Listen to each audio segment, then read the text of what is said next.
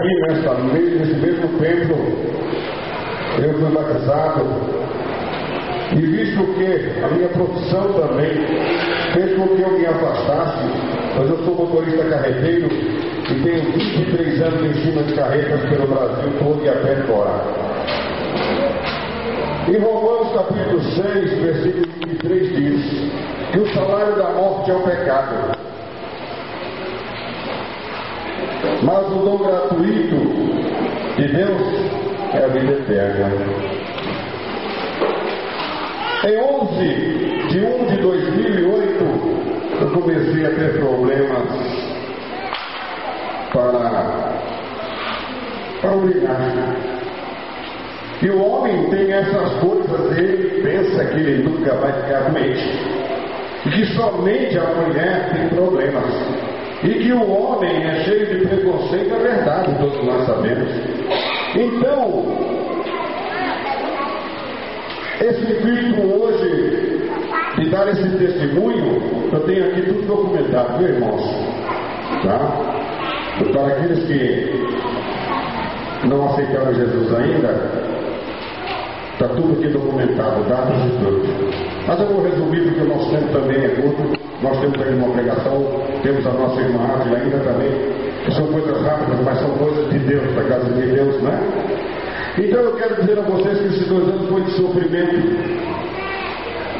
porque eu fiquei desesperado a ponto até de pensar em me matar.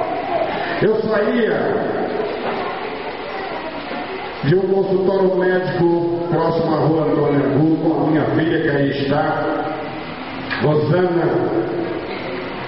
Minha filha, onde está minha filha? É o pai que não enxerga mais, levante a mão, por favor. Hoje era uma serva da Igreja Batista, graças a Deus. E o meu genro, ministro da igreja, também, ele hoje vai pregar a palavra aqui para nós. Eu quero agradecer às irmãs da Igreja Batista, a minha irmã Magali da Assembleia de Deus.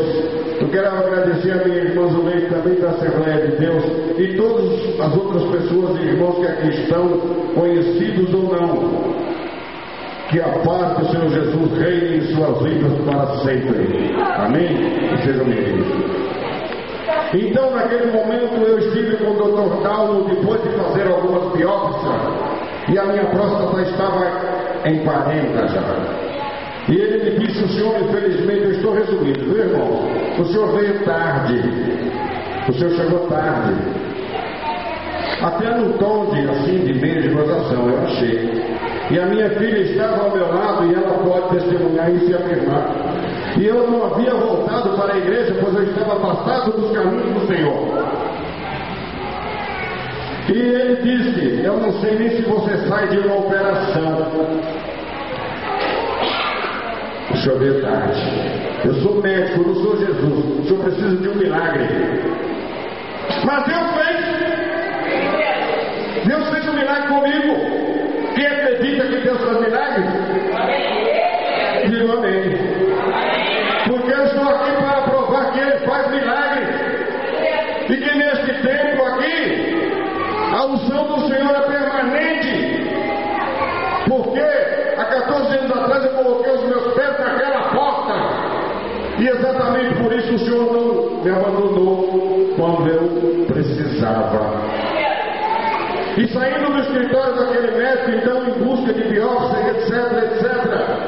Eu fiz a primeira biópsia e o resultado foi 14,8. O normal para o homem adulto é de 0 a 4 até 7.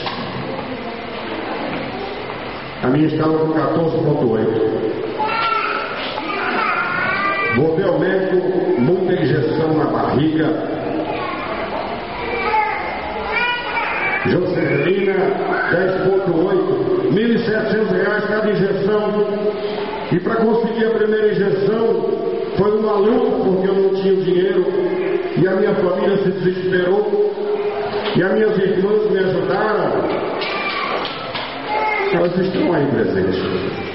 Algumas tiraram até da boca dos filhos para me dar, porque eu tinha que tomar 3 injeções urgentes. Muito bem, mas o Senhor me fez voltar ao passado, e eu me lembrei da palavra do Senhor naquele momento, porque quando eu saía dali, o diabo estava andando ao meu lado, em plena Rua João Batista, 10h30 da manhã, junto com a minha filha, e o Satanás falou no meu ouvido: vai para casa, deixa a tua filha em casa, e chegando lá, pega o teu carro, arruma um revólver, vai na Vila Meire, escreve uma carta para a tua família e dá um tiro na tua cabeça. E eu ia fazer isso, vocês podem ter certeza.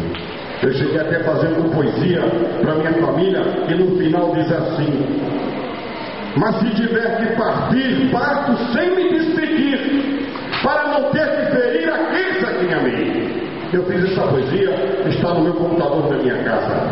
Chama-se O Golpe da Vida. Eu passei por isso. Eu pensei em me matar, mas a minha filha estava ao meu lado. Aí eu me lembrei, olhei para ela e parece que eu estava vendo Eliseu na minha frente e dizia: Geazi, cinja os teus lombos, busca o teu Deus. E a minha filha chorando e tentando se controlar, e eu tentando me controlar para não passar para ela, que o diabo estava do meu lado esquerdo, mas ela, o meu anjo, estava do meu lado direito. E ela disse: pai, nós vamos em busca, pai, nem que seja preciso pedir esmola, nem que seja preciso ficar de joelhos o resto da minha vida, mas o Senhor vai ficar curado. E eu fiquei, eu estou curado. O Salmo 125 diz: confia no Senhor como os montes Sião, porque eles nunca se abalam e permanecerão sempre, diz a palavra. O Salmo 40 também diz que o Senhor tirou-me do charco de lama, tirou-me do charco de lodo, colocou os meus pés sobre uma rocha, porque quando eu busquei ao Senhor, diz o Salmo, busquei o Senhor com paciência. Não é isso, irmãos? E Ele me ouviu o meu clamor, e eu busquei o Senhor, e Ele me atendeu, e me colocou os pés numa rocha, e me curou. E quando naquele momento eu pensei em dar um tiro no meu ouvido, me lembrei também do rei Saul, quando chamou o seu pajem de armas e disse, depois de uma peleja, de uma guerra contra os filisteus, se sentindo abatido, disse: pega a tua espada e acaba com a minha vida. E o pajem de armas de Saul naquele momento não teve coragem, porque uma temia Saul e outra porque era o seu seguidor fiel, era o homem seu escudeiro que cuidava dos seus alforjes, das suas armas, mas respeitava e amava Saul. Ele não fez, mas Saul tomou-lhe a sua espada e praticou o primeiro suicídio. Está na palavra, foi o primeiro suicídio praticado. Em seguida, o seu servo, aquele, seu pajem de armas, com a sua espada também se matou. E isso veio nos meus ouvidos como se fosse o diabo e as coisas de Deus, a fraqueza do rei e a significância do pecado e o seguimento para o suicídio e para a morte, ato de covardes e não de homens de Deus. Então eu me peguei com Deus. Alô? E confiei plenamente no Senhor, e Ele me deu a vitória. Está tudo documentado aqui, irmão. Tudo, data, dia, hora, mês, tudo documentado. Posso dizer a vocês,